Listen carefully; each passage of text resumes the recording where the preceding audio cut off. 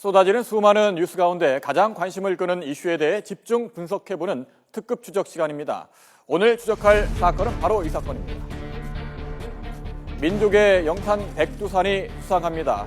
화산, 지진 등 여러 가지 징후가 나타나고 있습니다. 마그마를 품고 있는 백두산은 언젠가는 폭발하게 돼 있죠.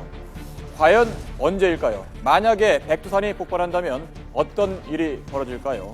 먼저 영상으로 추적해봤습니다. 백두산 폭발에 대비하기 위해 한국과 중국이 공동으로 백두산 현지 탐사를 진행합니다.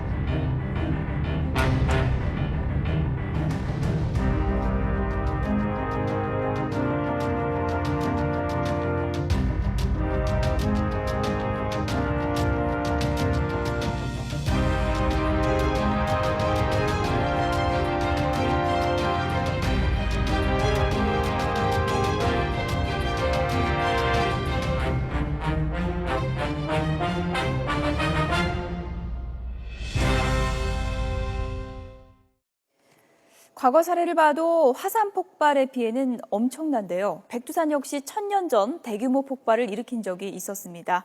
백두산이 그때와 똑같은 분화를 일으킨다면 유럽은 물론이고 아시아와 북미까지 여름이 사라질 수도 있다고 하는데요. 전문가와 함께 얘기를 좀 나눠보도록 하겠습니다. 국민안전처 백두산 화산대응기술개발사업단 단장을 맡고 계신 분입니다. 충북대 이승수 교수 나와 있습니다. 안녕하세요. 네, 안녕하세요. 네. 네, 안녕하세요.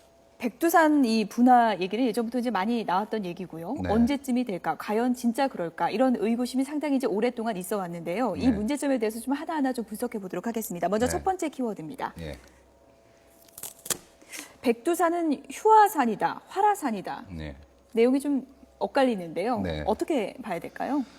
지질학적으로 봤을 때 과거 만년 이전에 한 번이라도 폭발한 흔적이거나 예. 역사적인 기록이 남아있는 경우에는 활화산으로 간주하고 있습니다. 예. 따라서 백두산 같은 경우에는 최근 분화가 예를 들어서 한 100여 년 전이라고 보면 활화산이 틀림없습니다. 예. 백두산은 활화산이고 그 중에서도 위험한 화산으로 꼽히는 거죠. 네, 그렇습니다. 예. 과거에 그러니까 100년 전에도 한번 예. 폭발한 적이 있다고 말씀하셨는데 네. 과거에 언제 어떻게 폭발했는지 예. 한번 구체적으로 알아보도록 하겠습니다. 네. 저희들이 그 백두산이 언제 폭발했는지 그래픽이 준비되어 있으면 보면서 이야기를 나눠봤으면 좋겠는데요. 예. 자, 네. 예, 939년 대폭발이 일어났고 100년 전인 1903년에도 마지막 폭발이 일어났고요. 2002년에는 한 달에 최대 250여 차례 화산 지진이 감지됐다고 합니다. 네. 그런데 939년에 대폭발이 일어났다. 어느 정도였습니까? 그 지구 역사상 남아있는 그 흔적들을 통해서 추적할 수 있는 화산 폭발 흔적들이 여러 개가 있는데요. 예. 그 중에서도 백두산은 상위 10위 안에 들 정도로 굉장히 큰 폭발이었습니다. 예.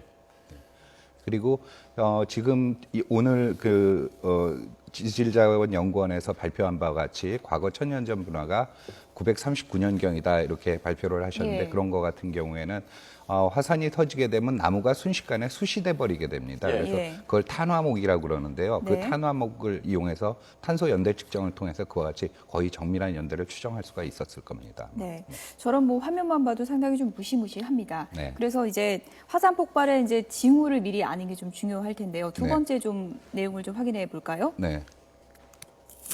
네, 화산 폭발에 이제 징후가 어떤 게 있을까 할 때 이제 지진 얘기를 많이 하는데요. 맞습니다. 실제로 그런가요? 예. 백두산이 분화의 조짐을 보인다는 그 말이 많이 나오게 된 게 지금부터 10년 전쯤입니다. 아, 예. 2002년부터 2006년 사이에 예. 굉장히 활발하게 활동을 했고 그 활발한 징후 중에 하나가 화산성 지진이 아까 말씀하신 것처럼 한 달에 250회 이상 발생을 했었습니다. 한 예. 4, 5년간. 예. 예. 그것이 가장 화산 분화의 주요 징조라고 할 수가 있겠습니다. 예. 그 밖에 다른 뭐 징후가 나타나는 게 있을까요? 예를 들어서 뭐 백두산에는 뭐 온천이 있다는 이야기도 있는데 아무래도 밑이 뜨거워지면은 온천 뭐 온도도 올라갈 것 같고 그런데 그렇습니까 실제로? 예, 맞습니다. 화산성 지진 이외에도 예를 들어서 지형이 변하게 됩니다. 마그마가 올라오면서 융기하기 때문에 지형이 변하게 되는데 백두산이 한창 활발하던 10여 년 전에 보면은 백두산 천지 근처가 약 60cm 정도 이렇게 벌어진 게 감지가 됐었습니다. 아, 예. 지금은 이제 다시 소강 상태로 빠지면서 네. 이게 줄어들었고요. 그 이외에도 그 말씀하신 것처럼 온천에 수온이 올라간다든지 아니면 유해가스, 화산성 가스죠. 화산성 가스의 분출량이 늘어나면서 실제로 백두산 이런 지역의 나무들이 굴락굴락이 그 고사된 흔적들이 꽤 남아 있습니다. 그런 것들이 징후라고 할 수가 있겠습니다. 실제로 최근에 와서요. 그런 네. 폭발 징후들이 좀 더 많아졌다고 보십니까? 지금까지 밝혀진 바에 의하면 2006년 이후로 활발했던 그와 같은 전조 징후가 나타나지 않고 있는데 하나 유의할 것은 예. 최근 중국 지진국에서 연구 결과를 발표한 바에 의하면 화산성 가스의 농도는 지속적으로 증가하고 있습니다. 따라서 계속 주의해서 관찰하고 예. 모니터링할 필요가 있는 화산이라고 판단이 됩니다. 예, 10여 년 전에는 좀 활발하게 움직이다가 한 예. 5년 전 정도부터는 네. 잠시 소강 상태로 보이는 거다 이렇게 말씀해 주셨는데 네, 그렇습니다. 중국에서 뭔가 중국 장백산이라고 부르고 있지 그렇죠. 않습니까? 네. 관측 연구소를 마련해서 예. 상태를 계속 관측해 왔는데 네네. 이번에 한국과 중국이 공동 연구를 하기로 한 예. 건데요. 네네. 네, 한국 지질자원 예. 연구소죠. 네. 백두산 현지 탐사에 대한 발표가 있었는데 잠시 인터뷰를 네. 듣고 이야기를 나눠보도록 하겠습니다. 마그마의 거동을 탐지할 수 있는 이제 장비들을 설치를 해서 그것들을 이제 지상에서 실시간으로 받아보는 거거든요. 이것은 이제 전 세계에서도 첨단에 해당되는 그런 겁니다. 네. 지질연구소 그리고 중국이 공동 연구를 한다는데 어떤 연구를 하는 거고 또 어떤 결과들을 기대하고 있습니까? 저희가 판단하기에는 지금 이게 그 마그마 챔버라고 얘기하는데요. 제 예. 암석이 녹아 있고 고온 고압으로 녹아 있는 방이 예. 그 백두산 천지 밑에 몇 군데 있는 것으로 추정을 하고 있습니다. 근데 그건 추정일 뿐이지 왜냐하면은 지하 수십 미터도 아니고 수키로 미치기 때문에 예. 사실 그걸 정확하게 파악하는 건 거의 불가능한 상태인데 이번 연구 같은 경우에는 우선 향후 3년 동안 직접 시추를 안 하고 비파괴 검사식으로 해서 그 안에 구조를 미리 그 선제적으로 파악한 이후에 그 다음에 2017년, 18년경부터 아마 시추를 예. 시도할 것 같습니다. 전 예. 세계적으로 거의 유례가 없는 경우고요. 만약 그렇게 했을 경우에는 그 안에 들어있는 암질의 특성이라든지 현재 상태라든지 이런 것들을 에 대한 데이터를 취득함으로써 예. 이 백두산이 정말 언제 폭발할 것이냐도 중요하겠지만 예. 그 움직임을 지속적으로 관찰했다는 측면에서 보면 굉장히 그 좋은 시도라고 생각이 네, 듭니다. 일단은 이제 시도한다는데 이제 의미가 있다고 이제 하셨는데 네. 백두산이 워낙에 이제 큰 화산이다 보니까 네. 이런 연구를 실질적으로 우리가 분화의 그런 시점까지 좀 알 수 있을까 의문을 제기하는 또 시각도 있을 것 같아요. 네, 어느 네. 정도 효과가 있을 거라고 보십니까? 현재는 이렇게 보시면 됩니다. 현재는 분화에 대한 시기라든지 이런 걸 예측할 수 있는 자료가 거의 없는 상태라고 보시면 네. 됩니다. 근데 만약 그와 같이 직접적으로 예. 마그마를 시추할 정도의 연구가 진행된다면 네. 좀 전에도 말씀드린 것처럼 내일 언제 또는 모레 언제와 같은 정확한 날짜는 어렵겠지만 적어도 이 화산이 현재 위험성이 증가하고 있다. 예. 아니면 계속 소강 상태이다. 이런 류의 판단을 내릴 수 있는 좋은 데이터는 확보가 가능하리라고 봅니다. 네. 예. 마그마 말씀하셨는데 좀 더 구체적으로 알아보도록 하겠습니다. 네. 자, 세 번째 키워드 보도록 하겠습니다. 천지 10km 마그마. 그러니까 천지 주변에 10km 아래에 있는 마그마를 직접 탐사를 한다는 건데요. 네네. 마그마가 굉장히 뜨거운 물체 아니겠습니까? 그렇죠. 가능합니까? 지금까지 그 시도된 여러 가지 시도들이 있습니다. 아마 국내에서 시도하는 것, 중국과 협력해서 시도하는 것들이 예. 그와 같은 기술의 연장선상에 있다고 보고요. 예. 마그마 같은 경우에는 적어도 1000도 이상의 암석이 녹아 있는 상태니까요. 예. 그걸 결국은 시료를 채취해서 지상으로 갖고 와서 분석하게 될 텐데 예. 현재 기술 수준을 보면 저는 가능하다고 판단을 하고 있습니다. 네. 예. 이제 많은 분들이 이 방송을 보면 가장 궁금한 건 네. 백두산이 진짜 폭발할 건가, 네. 언제 할 건가 네. 이 부분 아니겠습니까? 그렇죠. 폭발합니까라고 이제 질문을 받는다면 어떻게 답변하시겠습니까? 폭발하지 않는다고 대답할 수 없다고 대답하게 됩니다. 결국 예. 아까 활화산이라고 말씀드린 예. 것은 이 화산은 활동 중이고 그 활동이라는 게 저희가 생각하는 것처럼 1년, 2년의 주기가 아니고 200년, 300년 또는 2000년, 3000년의 주기일진 모르지만 예. 하지만 이 화산은 폭발할 가능성을 충분히 갖고 있는 화산이기 때문에 항상 선제적으로 대비책을 세우고 있어야 되는 위험한 요인 중에 하나라고 제가 말씀드리겠습니다. 많은 분들이 이제 뭐 폭발한다 그러면 이제 불안감을 가질 수밖에 그렇죠. 없으니까요. 만약에 다음 주에 폭발한다 하면 네. 직전에는 이상 징후를 확실히 좀 알 수 있는 건가요? 아까 처음에도 네. 말씀드렸지만 일본의 온타케 화산 같은 경우에는 전혀 예고 없이 그냥 폭발을 했거든요. 예. 또 어떤 경우에는 일주일 또는 한 달, 길게는 2, 3년 정도 주기적으로 징후를 주기도 합니다. 근데 그건 화산체의 형상하고 그다음에 그 안에 있는 집안의 구조라든지 암질의 예. 특성에 따라 다르기 때문에 예. 결국 똑같은 얘기를 또 말씀드려야 되는 게 예. 지속적으로 모니터링하는 수밖에 없습니다. 언제 폭발할지는 뭐 모니터링을 통해서 알 수 있는 거고. 그런데 활화산이니까 결국에는 사람이 태어나서 죽는 것처럼 예. 이 화산도 언젠가는 예. 죽기 때문에 예. 그 과정에서 한번 폭발할 수 있다. 결국은 폭발할 수밖에 예. 없다. 이런 말씀이군요. 네, 그렇습니다. 예. 자, 네 번째 키워드 보면서 좀 더 이야기를 나눠볼까요? 예. 지구 북반구 일조량 감소, 기온 저하. 네. 뭐 이 키워드만 봐도 좀 떨리는데, 네. 예. 만약에 백두산이 폭발한다면 정말 저런 일이 벌어지는 겁니까?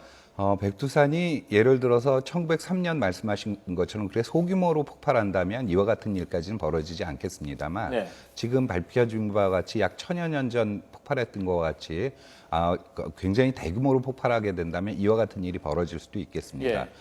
유사한 예로 1800년대 초반에 인도네시아의 템보라라는 화산이 거의 같은 규모로 폭발했을 때가 있었는데 예. 그 당시 역사 기록 남은 거에 의하면 유럽의 여름에 냉해가 왔었습니다. 예. 이 북반구 전역에 이와 같은 영향이 끼쳐질 수가 있겠습니다. 예.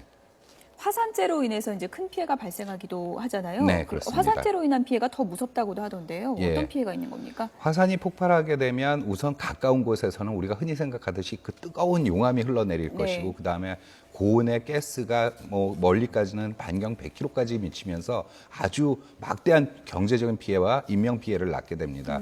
실제로 지구 역사에 남아있는 기록 중에 화산 피해로 인해서 발생한 인명 피해는 대부분 근처에서 발생을 했습니다. 예.